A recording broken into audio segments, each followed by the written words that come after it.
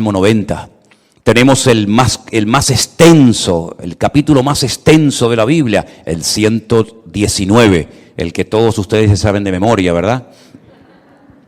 El más pequeñito, el 117, que es la letra de una antigua canción que cuando yo me convertí se cantaba mucho esa alabanza, pero ya como que se ha olvidado. Alabad al Señor, naciones todas, pueblos todos, alabadle, bendecid su nombre, ¿verdad? Tenemos el famoso Salmo 133, Inema tobu manaín shebedajin gam yahad. Mirad cuán bueno y cuán delicioso es habitar los hermanos juntos en armonía. Tenemos salmos proféticos, salmos que son quejidos, lamentos, ¿verdad? Tenemos la oración de los ancianos, la petición, el salmo de los ancianos, el salmo de las personas que ya han pasado a otra etapa de la vida. Es un salmo precioso también. Pero todos esos salmos se fueron recopilando a lo largo de la historia en diferentes periodos. Y ahí les he puesto un gráfico en las pantallas de la iglesia para que ustedes vean el proceso que experimentaron los salmos hasta poder recopilar los 150 y tenerlos en nuestras Biblias.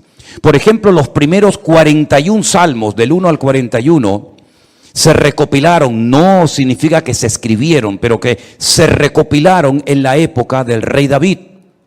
Porque hay algunos de esos salmos que son antes de la época del rey David. Por ejemplo, el que le cité a continuación, el 90, que es de la época de Moisés.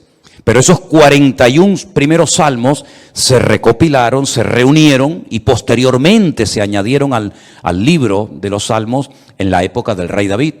Otros salmos, por ejemplo, del 42 al 72 y del 73 al 89, se recopilaron en los tiempos de esos dos grandes reyes de Judá, los reyes del sur.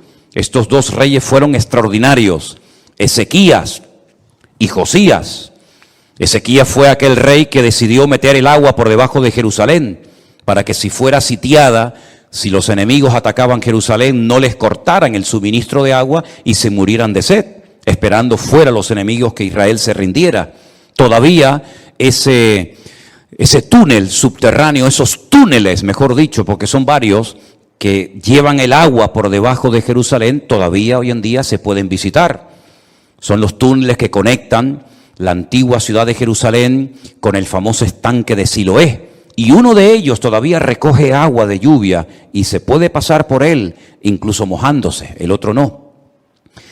Y el rey Josías fue un rey muy utilizado, un hombre, un instrumento tremendo en las manos del Señor. Fue aquel rey que, cuando le dijeron hemos descubierto el libro de la Torá, el libro de la ley en el templo que estaba abandonado, hace una serie de reformas extraordinarias que hacía muchísimo tiempo que Israel las necesitaba. Luego tenemos, por ejemplo, del Salmo 90 al Salmo 106 y también del 107 al último, al 150, tenemos esos salmos que se recopilaron en el tiempo de Esdras, el sacerdote, y de Nehemías, aquel copero, ¿se acuerdan? Que vivían en el palacio del rey y que es el instrumento que Dios utiliza para la restauración física, la restauración de los muros y también del templo de Jerusalén. Y Esdras fue el instrumento para la restauración espiritual del pueblo. Porque una cosa es que tú seas restaurado en tu economía, en lo natural, sea economía, sea salud, sea familia, que está bien, Dios también está interesado en restaurar esas áreas de tu vida. Y otra cosa muy distinta es la restauración espiritual de una vida. Tú puedes ser restaurado, digamos, en tu economía, pero no significa de que haya sido restaurado en lo espiritual. Y si quieren ver un ejemplo claro de lo que estoy diciendo, vayan por ejemplo al famoso libro de Ezequiel, en el capítulo 37, cuando el Señor le dice a Ezequiel, ven que te voy a enseñar algo, y lo lleva al cementerio más antiguo del mundo, que está al este de Jerusalén, en el Monte de los Olivos, cementerio que tiene más de 3.000 años, que se puede visitar hoy en día, que se conoce.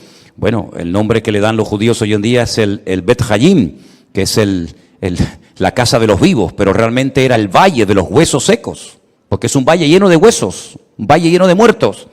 Y el Señor, estando él en Babilonia, le muestra ese valle, ese cementerio, y le dicen, ¿tú crees que estos huesos vivirán? ¿Tú crees que volverán a la vida estos huesos secos en gran manera, que en algunos casos hay años y años que están ahí enterrados? Y el profeta Ezequiel le dice al Señor: yo no sé, Señor, lo que va a pasar con estos huesos, con estos muertos. Y el Señor le dice: predícales, profetízales a los huesos. Y dice que mientras les predicaba, comenzaron a levantarse esos huesos y se formaron cuerpos humanos, seres humanos, con piel, con tendones, con miembros, con cuerpos, pero dice que eran como muertos vivientes, les faltaba el espíritu, no se movían, estaban ahí quietos como zombies. Y el Señor les dice: les falta el espíritu, profetiza, habla para que el espíritu entre en ellos. Y al final del capítulo 37, el Señor le explica al profeta Ezequiel lo que significa esa visión y le dice: esta es la casa de Israel, estos son los hijos de Israel, que van a experimentar un resurgir como pueblo, como nación, una restauración nacional, que en los tiempos de Ezequiel era impensable, pero que nosotros sabemos que se ha producido en el siglo XX, en mayo de 1948, los huesos secos, esparcidos por todas las naciones de la tierra, se levantaron en un solo día como pueblo, y ahí están, con su himno, con su bandera, con su tierra, con su capital. Pero la restauración espiritual aún no se ha producido. Todavía falta la restauración más importante del pueblo de Israel, y es la restauración espiritual que se va a producir cuando ellos reconozcan a Yeshua HaMashiach como el verdadero Mesías, Mesías que traspasaron, Mesías que rechazaron, pero que verán algún día que era el verdadero Mesías. En los Salmos encontramos mucha información acerca de la restauración nacional y espiritual del pueblo de Israel. Encontramos que dicha restauración se llevaría a cabo a través de la obra de Cristo, del Hijo de Dios humanado y encarnado, que habitaría entre los seres humanos como un ser humano más. En los Salmos también encontramos al principio mucha información acerca del tipo de salmo que vamos a leer. Por ejemplo, hay salmos que en la parte de arriba pone Mictán. ¿Lo habéis visto alguna vez? Mictán. Y uno dice: ¿y eso qué significa? Mictán es una enseñanza profunda. Un salmo que ponga arriba como título Mictán es una enseñanza a tener en cuenta. Es una sabiduría expuesta por escrito para que el que la lea, el que la reciba, el que la cante, sepa que está cantando verdades muy profundas que nacen del corazón de Dios. Hay salmos que, por ejemplo, pone Salmo de Segilot, y significa que es un salmo que se tenía que tocar con instrumentos de cuerda, porque no todos los salmos se tocaban con instrumentos de cuerda, había otros que eran de percusión y otros de viento. Hay salmos que pone, por ejemplo, Shir LaMa'alot, salmo cántico de las subidas, que eran los salmos que cantaban los peregrinos cuando subían a Jerusalén 3 veces al año a celebrar la fiesta de la Pascua, la fiesta de los tabernáculos, que era la última, y en medio la fiesta de Pentecostés o la fiesta de Shavuot, las semanas. Y también algunos creen que había escalones en el templo de Jerusalén donde se ponía el coro, y esos salmos de las subidas desde allí los cantaban. Pero en este salmo, si ustedes lo pudieran ver en hebreo, al principio pone mitzmor, y la palabra mitzmor significa que es un salmo que hay que cantarlo. Nosotros como cristianos no tenemos esa costumbre, lamentablemente, porque el salmo nos indica que este salmo habría que cantarlo desde el versículo 1 hasta el último versículo, hasta el versículo 5. Nosotros lo hemos leído, pero realmente es un salmo que, según las instrucciones que Dios nos da, tendríamos que haberlo cantado. Y es la mejor manera de aprender capítulos enteros de memoria de la Biblia, poniéndole música. Y es la mejor forma de aprender, ya digo, capítulos y capítulos enteros de la Biblia. Ahora, el Salmo 127, que es el que se leía en esta tarde, si ustedes buscan su Biblia, empieza diciendo que si el Señor, el Eterno, Jehová, como dice la versión Reina Valera, no edifica la casa, en vano trabajan los que la edifican. Tenemos que explicar brevemente a qué se está refiriendo el autor de este salmo, que pudo ser David, que le escribió un salmo, una enseñanza a su hijo Salomón, o como opinan otras personas, pudo ser un salmo que lo escribió Salomón con una enseñanza que heredó de su padre, el rey David. Sea como sea, la declaración que hace el versículo 1 es muy interesante. Si Dios, el Eterno, nuestro Creador, no edifica la casa, en vano trabajan los que la están edificando. El sueño de David, que nunca lo vio cumplido, era construir un templo para su Dios. Dios nunca le dijo a David que lo hiciera, pero nació en el corazón de David el anhelo, el deseo de tener una casa, un templo, sobre todo para que el arca de la alianza, que tenemos ahí en la entrada de la iglesia como una réplica, para que ustedes pudieran ver el tamaño original que tenía el arca de la alianza en aquellos tiempos, en vez de estar debajo de una lona, debajo de una tienda de campaña, pudiera estar en un templo bonito, grande, bien decorado, espacioso, etcétera, etcétera. Ese era el sueño de David, pero nunca lo vio cumplido, porque el profeta Natán le dijo que él no tenía el aval, el respaldo de Dios, el permiso del Señor para construir dicho templo. Ese templo solamente podía ser levantado en un lugar. No podía ser levantado en cualquier parte, sino encima de lo alto de un monte llamado el monte Moriah. Es una palabra compuesta, el lugar donde Dios me enseña. Moriah viene de maestro, Moré, Morá, Morim, Morot, y Yad es el diminutivo del nombre de Dios. El monte donde Dios es mi maestro, el monte donde Dios me enseña y me instruye, ¿verdad? En ese monte vivía un señor llamado Arauna, que era un jebuseo, los antiguos habitantes de Jerusalén. Y allí sube el rey David. Y entonces dice la Biblia que allí ofrece un sacrificio, cuando había muerte por todas partes, por un pecado que, como bien saben ustedes, el rey David había cometido.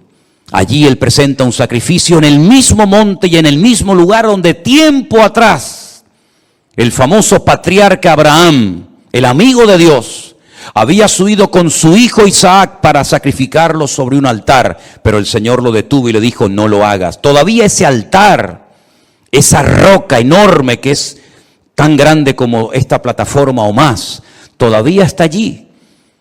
Y los judíos consideran que desde allí fue donde Dios creó el mundo, el ombligo, el centro geográfico de la tierra bíblica. Pues en ese lugar Salomón, su hijo, iba a construir el primer templo de la historia para Dios. Ellos tenían que partir de la base de que el Dios de ellos era tan grande, tan inmenso, que era imposible meterlo dentro de un templo. Es totalmente imposible meter a Dios, limitar a Dios dentro de un cubículo, dentro de un edificio, porque ya el Señor le había dicho a David que el cielo es su trono y la tierra es el estrado de sus pies. ¿Qué templo me van a hacer ustedes para mí? Los romanos se reían de los judíos cuando llegaron a Israel y decían: ustedes están locos, porque ustedes tienen un templo enorme, precioso, pero vacío. ¿Dónde están vuestros dioses? ¿Dónde están vuestras divinidades? Los griegos, los romanos y todas las culturas habidas y por haber levantaban templos, pero luego los llenaban de ídolos. Apolos, Afrodita, ¿verdad? Cibeles, Ares y tantos dioses. Pero los judíos nunca pusieron una figura de Dios, porque al Señor tu Dios adorarás y a Él solo servirás.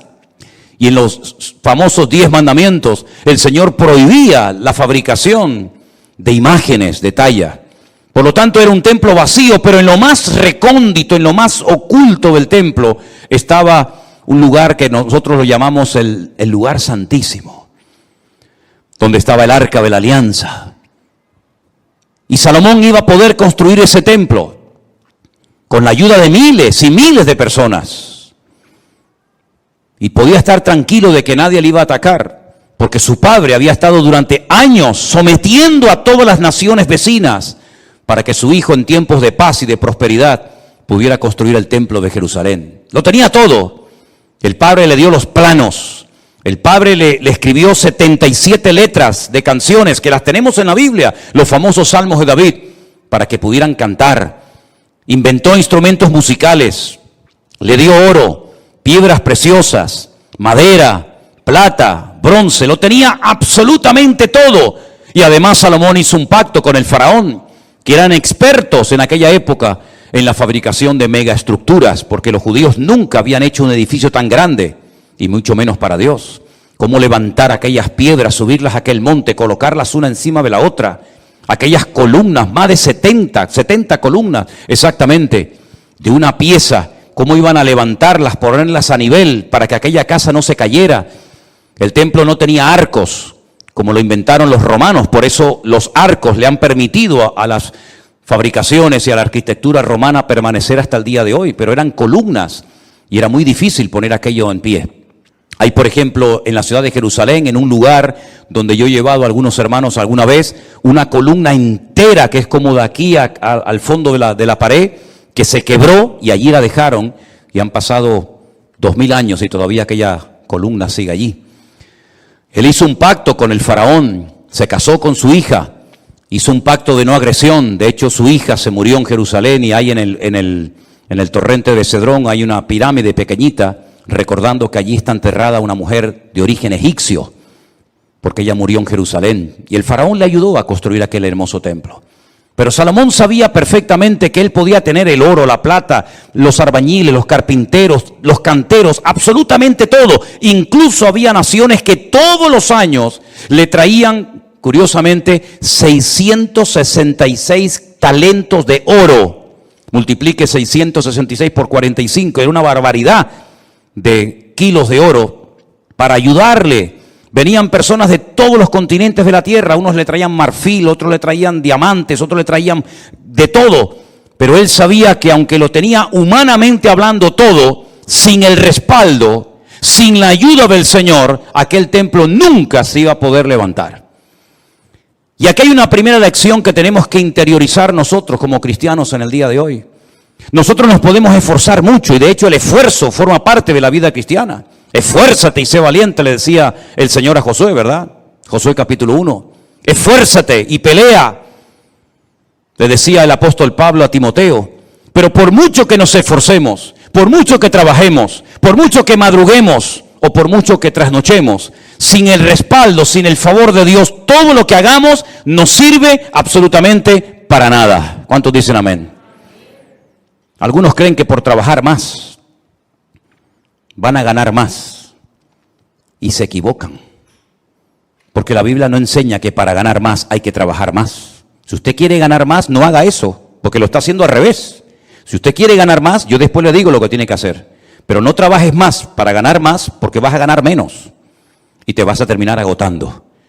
Porque la Biblia dice en el Salmo que hemos leído que si el Señor no edifica la casa, en vano. Y esa palabra en vano, esa expresión en hebreo en vano, significa para que no llegues al agotamiento físico y mental. ¿Qué les parece? Para que no llegues a un momento que digas, ya no aguanto más, estoy reventado, estoy cansado.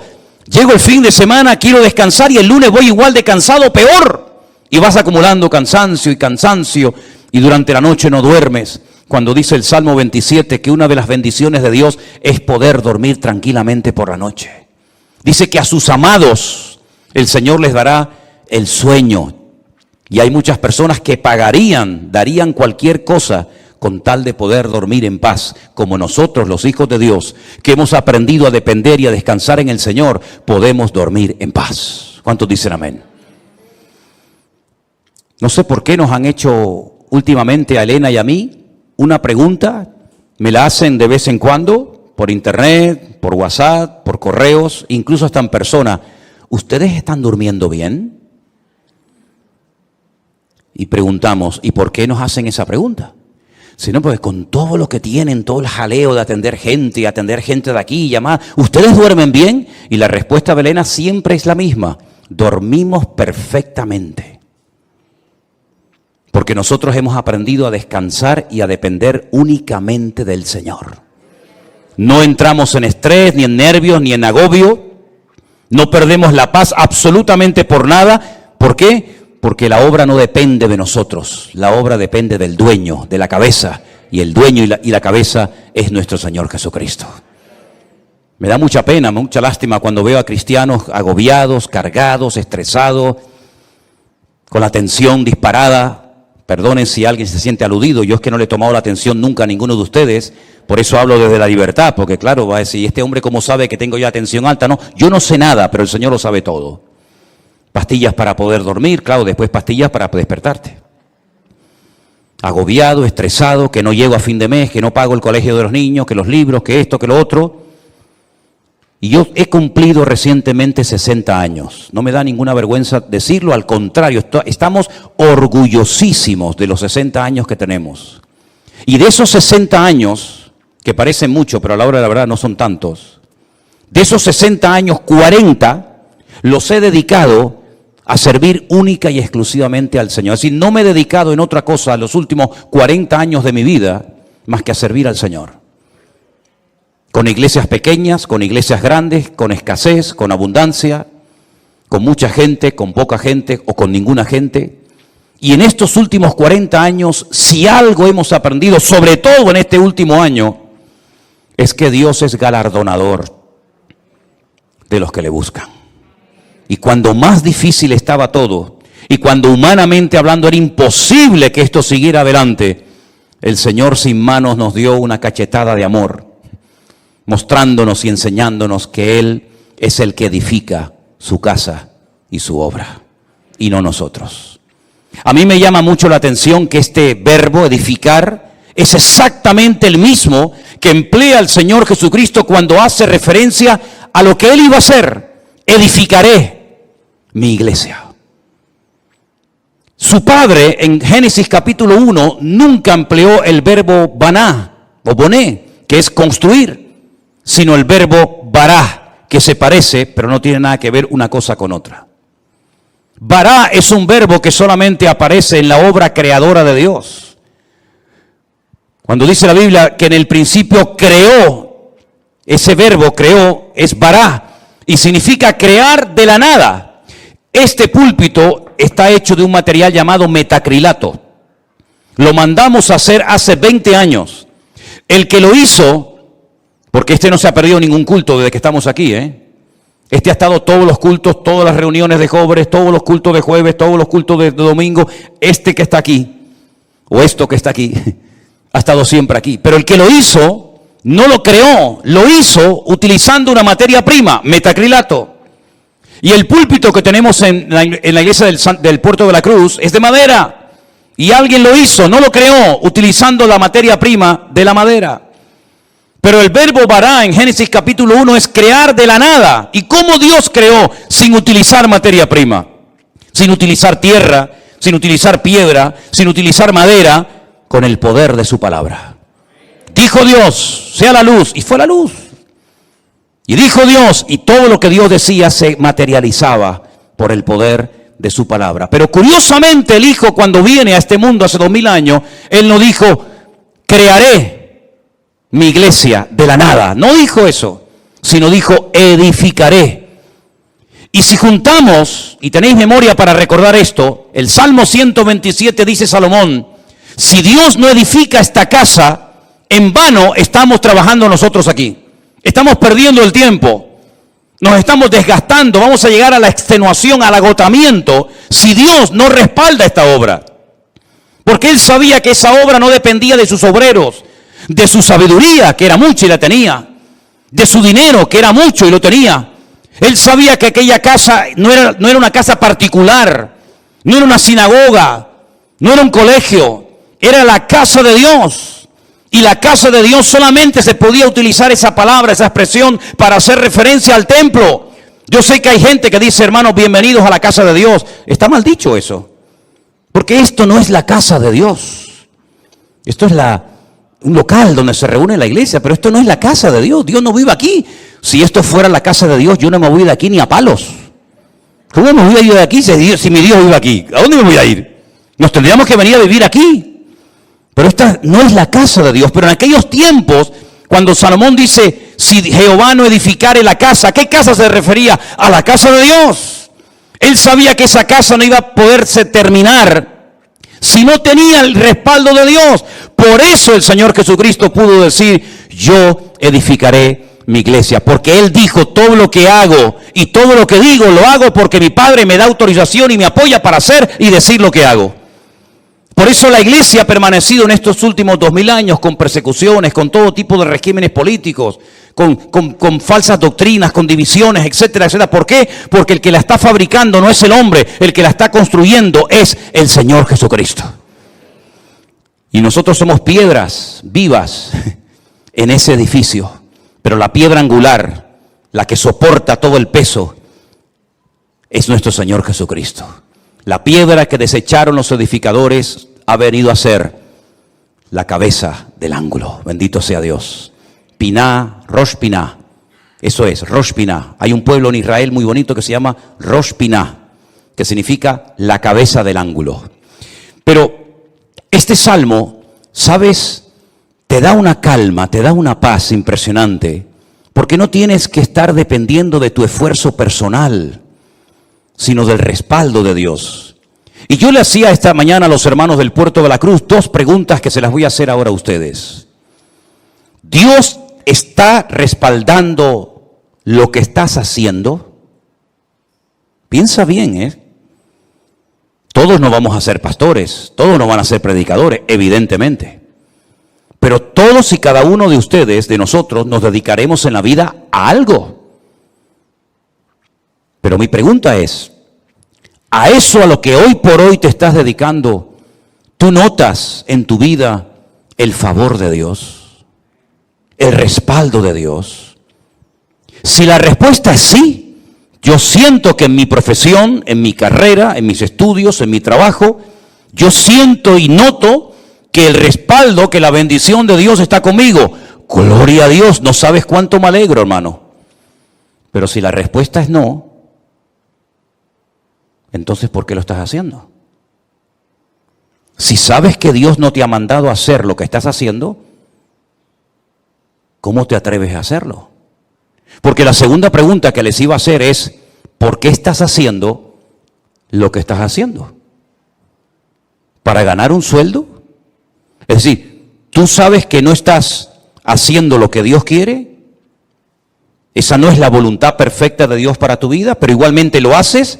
Porque a final de mes un señor te pone un sobre con un dinero para poder cubrir tus necesidades. ¿Así es como tú te has montado tu vida cristiana? ¿Te ves haciendo lo que estás haciendo tus próximos 10 años, 20 años de tu vida? ¿Ese es el futuro de tu vida? ¿Dedicarte a lo que estás haciendo? Si es la voluntad de Dios, gloria a Dios, sigue adelante. Pero como la vida es tan corta y cuando te des cuenta pasó, ¿cómo hay creyentes que se han dedicado toda la vida a hacer lo que saben que no era la voluntad de Dios perfecta para ellos, pero al fin y al cabo lo hacían para al final de mes recibir un sobrecito con un hueso que te daba un señor que le sobraba de todo, que a veces no te pagaba lo que tú merecías por haber trabajado tanto, pero dependías de él hasta para poder poner un poco de gasolina a tu coche o hacer una compra en un supermercado? Para eso murió el Hijo de Dios en una cruz, para que viviéramos como la gente del mundo, sin marcar una diferencia y sin demostrarle al mundo que Dios nos enseñó a nosotros en su palabra un estilo de vida diferente. Yo te voy a confesar algo que probablemente es la primera vez en mi vida que voy a decir en público. Yo no sé si en algún momento, en alguna iglesia, en alguna predicación, desde los 19 años que estoy sirviendo al Señor, yo he dicho alguna vez esto que voy a decir ahora. Esto sería como dicen en televisión, esto es una primicia. ¿Tú sabes cuál era la preocupación, la gran pregunta que yo tenía en el tercer año de escuela bíblica, de seminario, cuando yo estaba a punto de salir? ¿Sabes cuál era mi pregunta? ¿De qué voy a vivir? Porque yo no quería volver a la casa de mis padres. Porque yo le había dicho a mi padre que el Señor me había llamado. Y cuando él me preguntaba, ¿de qué vas a vivir? No había iglesias por ninguna parte. Hoy en día hay iglesias por todas partes. Pero en aquellos años, hace 40 años, no había iglesias prácticamente por ninguna parte. Eran contadas con los dedos de una mano las iglesias que, por ejemplo, había en Tenerife. Muchas de las iglesias que ustedes conocen o han visitado, o a lo mejor han estado, no existían. Las iglesias eran de 10, 15 personas, había muy poca gente, un culto de jóvenes con 5, 6 jóvenes, era un avivamiento. No había prácticamente nada y la pregunta que yo tenía en aquellos años era, ¿de qué voy a vivir? Porque no quiero volver otra vez a vivir en la casa de mis padres, porque sería entonces darle la razón al viejo de que me equivoqué y al fin y al cabo tengo que volver a vivir con ellos hasta para poder comprarme un par de zapatos. Pero casi la última semana de estudiar en aquella escuela bíblica en Las Palmas, en un piso allí cerca de las playas de las canteras, llegó un misionero, como eso ya les he contado en otras ocasiones, y me pidió que viniera aquí a Tenerife a echarle una mano en la obra. Y desde ese día, el 31 de mayo me gradué, mayo tiene, enero, febrero, marzo, abril, mayo. Desde el 1 de junio de 1981, ¿qué día es hoy? ¿Cuál? 31 de octubre, fíjate. Desde el 1 de junio de 1981 hasta el 31 de octubre del 2021, yo no he hecho otra cosa en mi vida más que servir al Señor.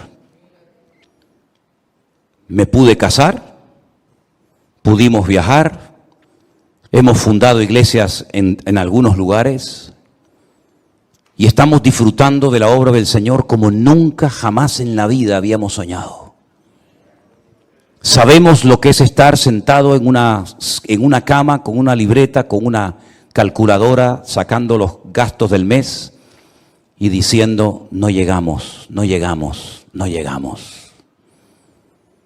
Pero también sabemos lo que es, el Señor es mi pastor y nada me faltará. Hemos aprendido a vivir en escasez como no te imaginas. Y hemos aprendido a vivir en abundancia, hemos aprendido a dormir en cualquier lugar, porque el Señor nos ha mostrado de que cuando una persona es capaz de hacer un mínimo gesto por el Señor respalda y bendice la vida de esa persona. Y tengo un temor tremendo en mi corazón por toda la manera como el Señor nos está bendiciendo y abriendo puertas en todas partes. Porque sabemos perfectamente que no es por nuestros méritos, no es por nuestros méritos. Quiero decirles que cuando muchos de ustedes vinieron a esta iglesia, nosotros ya hacía años que estábamos aquí. Hacía años que estábamos en este lugar. Y el Señor ha ido edificando poco a poco su obra. Y hoy en día podemos hablar para la gloria del Señor de miles y miles de personas que en todas partes del mundo, muchos de ellos han conocido al Señor Jesucristo como su Señor y Salvador personal en este último tiempo.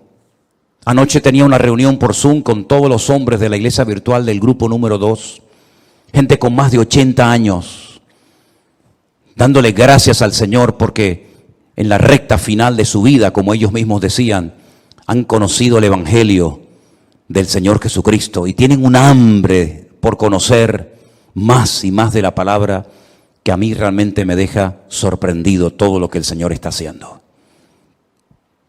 Yo quiero decirles a todos y a cada uno de ustedes que yo también tuve tu edad y estuvimos dispuestos cuando éramos jóvenes, recién casados con 21 años, a pagar un precio. Y nos llamaron locos. Los pastores nos reunían de vez en cuando y nos decían, estáis locos. ¿Cómo sois capaces de ir con una niña pequeña como era Priscila en aquellos años a un país tan lejos, sin conocer prácticamente a nadie, a vivir por fe? Pero cuando el Señor edifica su obra y cuando el Señor respalda su obra, no hay impedimento que pueda frenar la vida de un hijo y de una hija de Dios. Y yo quiero desafiarte a que tú pierdas el miedo, porque si de algo a mí me ha servido el Salmo 127 es a perder el miedo.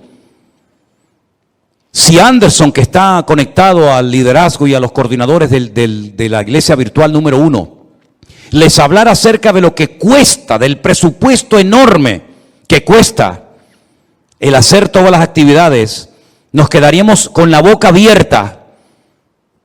Pero el Señor ha suplido de una forma increíble porque el Señor es galardonador de los que le buscan, y cuando Él edifica la casa, no hay nada ni nadie que la pueda detener. Fíjate que en el Salmo 121, si te das cuenta, habla de la casa de Dios, es decir, lo principal, la obra de Dios, nada ni nadie la va a detener. Pero en segundo lugar, habla de la ciudad.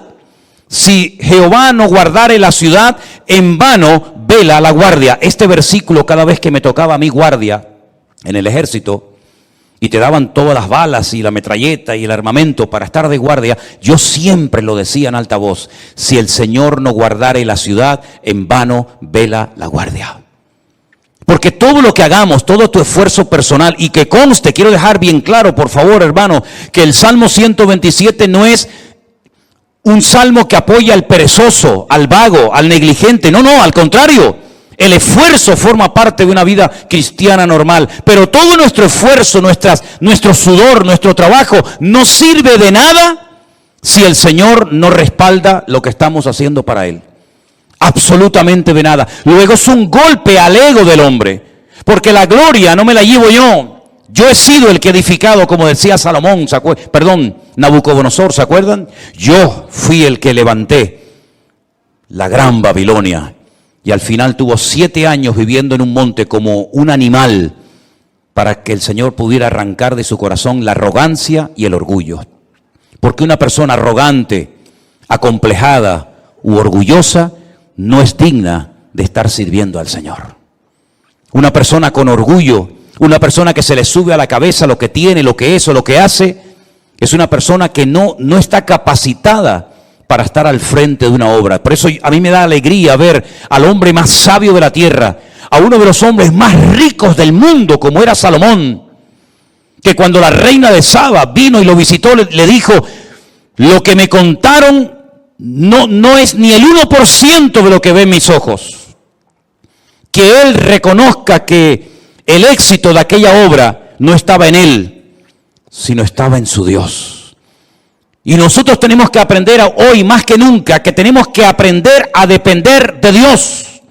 Y eso hay que enseñárselo a nuestros hijos, y hay que enseñárselo a los jóvenes de la iglesia, para que nos demos cuenta de que en estos tiempos donde la economía está en crisis, y donde el mundo irá, según la Biblia, de mal en peor, nosotros estemos preparados y sepamos adaptarnos a las circunstancias, y no perder la paz ni el equilibrio, porque el Señor es nuestro Dios y estará con nosotros todos los días hasta el fin del mundo.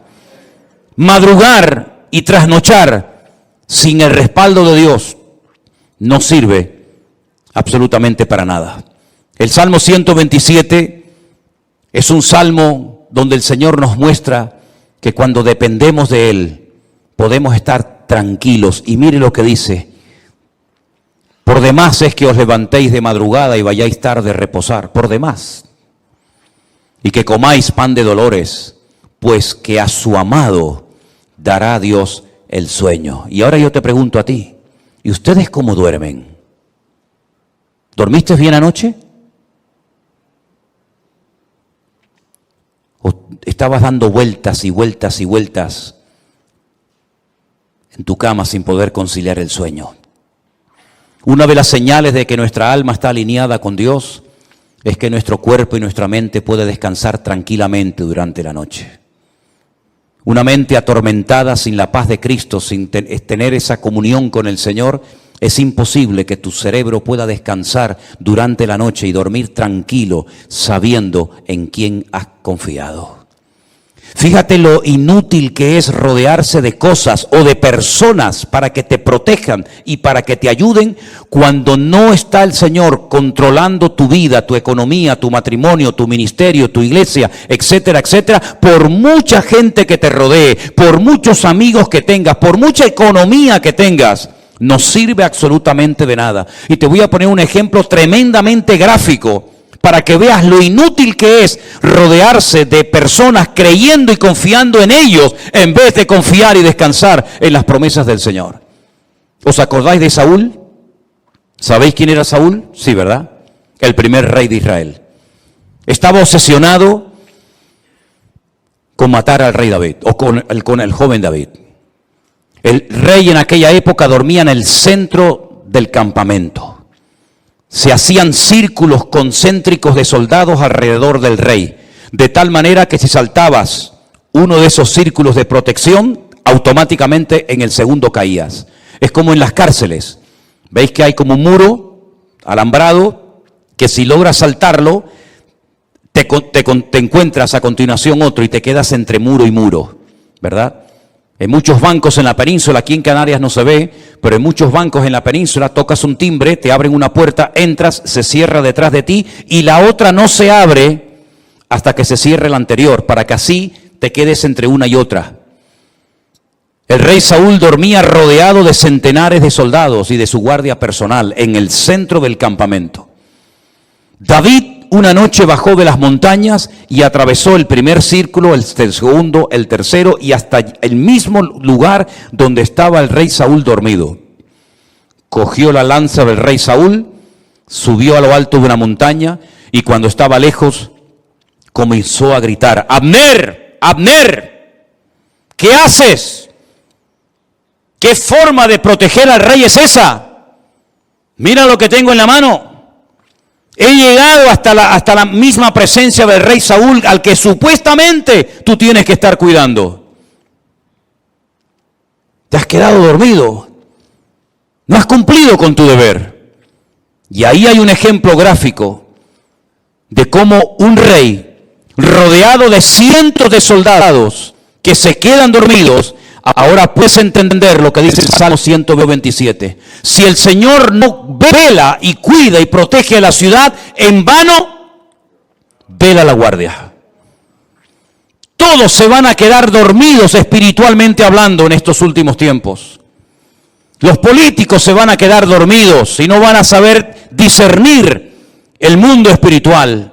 Los bancos se van a quedar dormidos y van a ser esclavos del próximo sistema mundial de economía. Los religiosos se han quedado dormidos hace siglos y son incapaces de discernir los tiempos y las ocasiones. Y la iglesia no puede entrar en ese juego. Por eso dice el apóstol Pablo: es tiempo de despertarnos del sueño, despiértate tú que duermes y te alumbrará Cristo. Hay un sueño, ¿verdad?, profundo que experimentó Adán. Pero fue un sueño que Dios produjo para que no le estorbara en la obra que el Señor estaba haciendo.